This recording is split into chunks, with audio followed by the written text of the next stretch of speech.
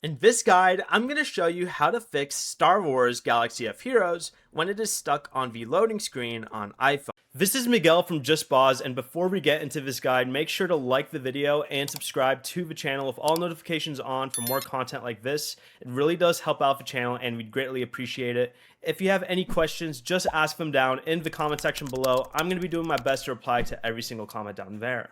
First, open the app switcher by swiping up from the bottom of the screen, and then swipe up on Galaxy of Heroes to close it and then reopen the game.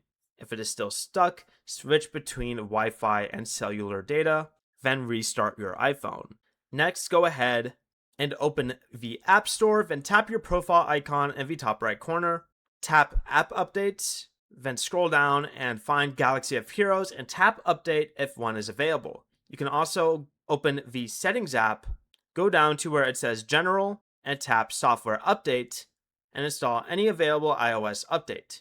As a final step, make sure your account is linked to Game Center or an EA account, then delete and reinstall the game. Do not reinstall if you are using an unlinked guest account because you could lose your progress.